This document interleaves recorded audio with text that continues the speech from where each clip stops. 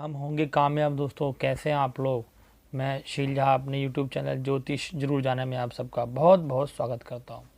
दोस्तों, मेरे पिछले वीडियो में पति की लंबी आयु और उसकी खुशहाली के लिए व्रत करवा चौथ के बारे में आपको संपूर्ण जानकारी दी। और आज मैं किसी भी माता को अपने पुत्र पुत्री के लिए एक ऐसा व्रत है जो उनको दीर्घायु, स्वास्थ्य और अच्छी शुभकामना के लिए किया जाता है। अहोई व्रत के बारे में संपूर्ण जानकारी दूंगा। इससे पहले मेरा आप यूट्यूब चैनल ज्योतिष जरूर जाने सब्सक्राइब करना ना भूलें और इस वीडियो को अपने नियर एंड डियर को अवश्य भेजें।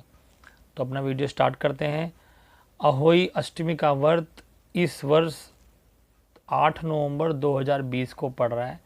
प्रत्येक वर्ष की भांति यह कार्तिक मास के कृष्ण पक्ष की अष्टमी के दिन ये व्रत आता है। तो उत्तर भारत में मनाया जाता है। बेसिकली ये जो त्यौहार है उत्तर भारत का एक बहुत ही प्रमुख त्यौहार माना जाता है।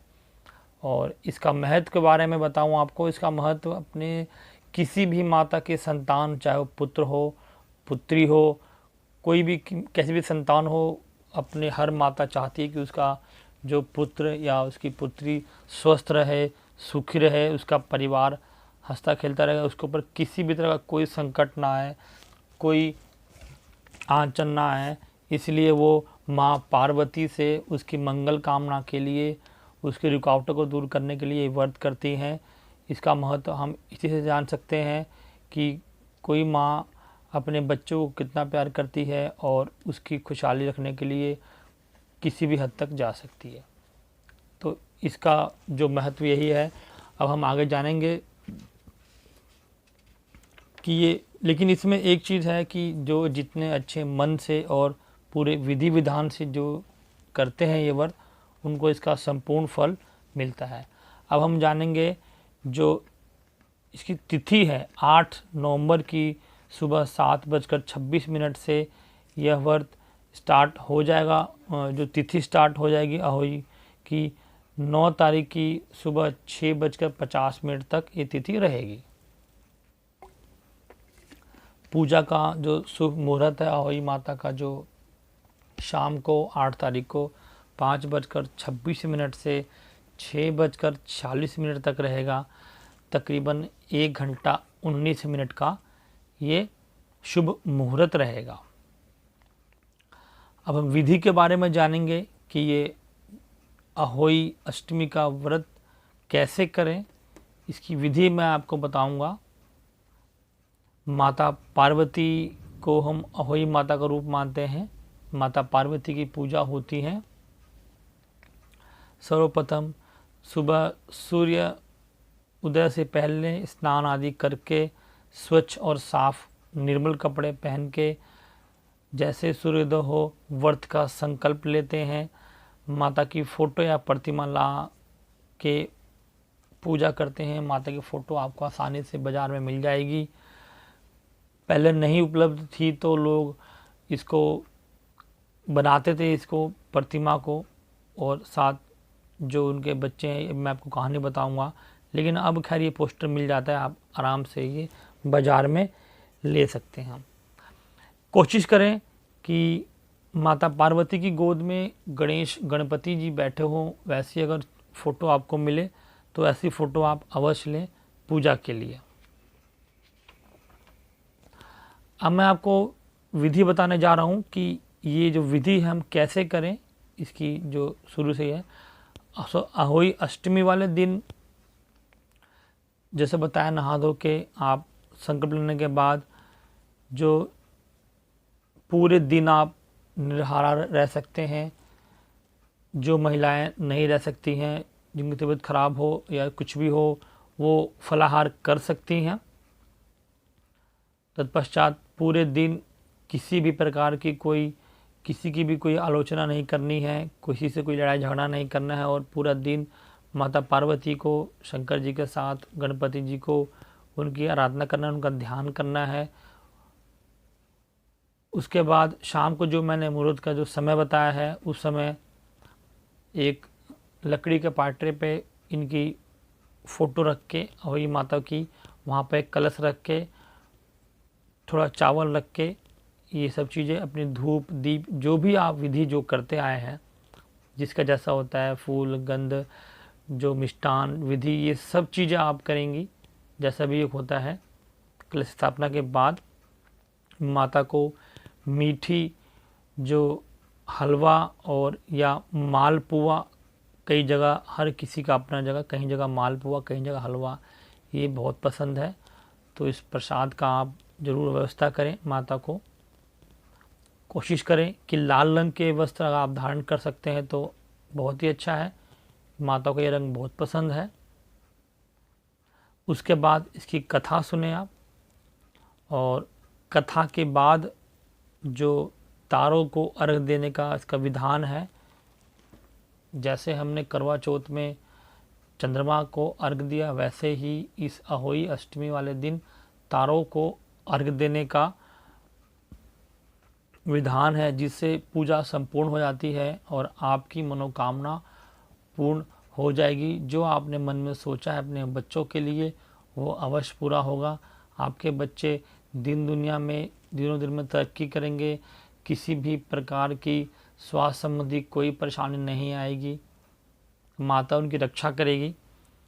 अब मैं आपको कथा सुनाऊंगा कि इसकी कथा क्या है। वैसे तो आपको किताब मिल जाएगी, लेकिन अगर 1% किताब ना मिल सके तो आप ये कथा जो मेरी है मैं बता रहा हूँ, ये अवश्य सुनिएगा। इससे पहले आपने अब तक अगर मेरी वीडियो को सब्सक्राइब नहीं किया है, मेरे चैनल को, तो प्लीज़ सब्सक्राइब करना ना भूलें। अपने फ्रेंड्स को, नियर एंड डियर को सेंड करना ना भूलें। अहोई जो अर्थ है अहोई का, उसका मतलब होता है अनहोनी को टालने वाला। अनहोनी को टालने वाली माता की जो हम पूजा करते हैं, अपभ्रंश है अहोई का, अपभ्रंश है अनहोनी। इसलिए हम इस दिन माता पार्वती की पूजा करते हैं, साथ में शंकर जी की पूजा अवश्य करें और गणपति जी की पूजा भी अवश्य करें। एक मैं कथा बताने जा रहा हूँ, आप कथा ध्यान से सुनिए। एक किसी समय में एक नगर में एक साहूकार रहता था, अपनी पत्नी और 7 पुत्र के साथ। दीपावली का समय आया, साहूकार की पत्नी घर की साफ सफाई करने लगी, तो उसको कुछ लीपा पोती करने के लिए मिट्टी की आवश्यकता हुई। तो वहीं पास में उसके अपने घर में ही एक खदान थी जहाँ से मिट्टी का वो निकाल सकते हैं। उन्होंने कुदाल से वो खदान में वो मिट्टी काटने गई, अंधेरा था तो वो ठीक से देख नहीं पाई, और जैसे उसने कुदाल चलाई, ठीक उसके वहीं पर ही एक सिंह की जो नाद थी जहाँ पर उसके बच्चे रहते थे, तो उस कुदाल से के बच्चे की गर्दन कट गई और उसके बच्चे की वहीं पर ही मृत्यु हो गई। ये बात देख के जो साहूकार की पत्नी थी बहुत डर गई और किसी तरह से वहाँ से भाग गई। वो देख के बहुत रोने भी लगी, उसको बहुत पश्चाताप भी हुआ। उसके बाद इसने वो बात किसी को बताई नहीं, छुपा दी, और जैसे जैसे समय बीता, साहूकार के एक के बाद एक 7 पुत्रों की मृत्यु हो गई 1 वर्ष के भीतर में।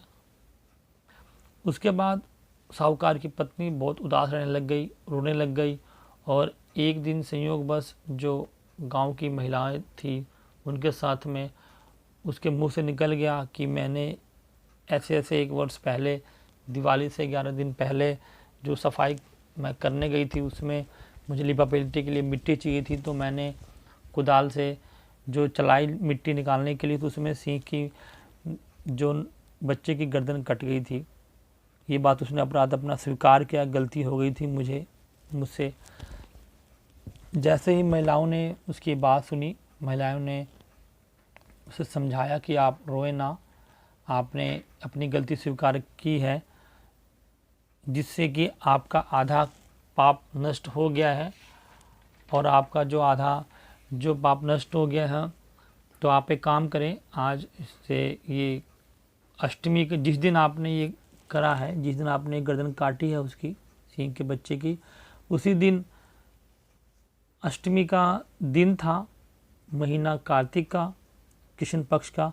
तो उसी दिन आप पूजा करें अहोई माता की, पार्वती दी की। वो आपका जरूर क्षमा करेंगी और आपका जो बच्चों की मृत्यु हुई है, जो आपका संसार जरूर बसेगा, आपको पुनः पुत्रों की प्राप्ति होगी। साहूकार की पत्नी ने वो व्रत शुरुआत की ठीक उसी दिन से, जिस दिन उसने वो गर्दन जो कटी थी उसकी, सिंह के बच्चों की, उस दिन से उसने शुरुआत करी। पूरी निष्ठा, पूरी मन में अच्छी भावना और माँ अहयु की पूरी विधि विधान से उसने पूजा करी। तत्पश्चात कुछ वर्ष बाद उसको पुनः उन्हीं पुत्रों की प्राप्ति हुई। दोबारा से उसका संसार, घर संसार बस गया। तो तब से ये उसी दिन ये व्रत मनाया जाता है। और ये कहा जाता है कि जिन महिलाओं के संतान नहीं हो रही है या कोई रुकावट आ रही है किसी भी प्रकार की, तो अगर वो ये व्रत ये करें तो उनको एक अच्छे संतान की प्राप्ति होती है। और हुई संतान की किसी भी प्रकार की कोई बीमारी हो, परेशानी हो, आयु में किसी संबंधी, उसमें उसको मदद मिलती है।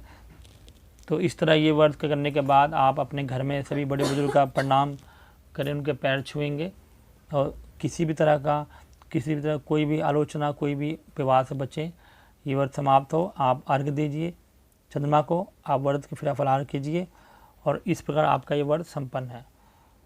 तो आज के लिए बस इतना ही मेरा इस वीडियो में। आपको कोई जानकारी चाहिए तो अवश्य मुझे कमेंट करें। मेरा वीडियो कैसा लगा मुझे ज़रूर बताएं। नमस्कार, धन्यवाद।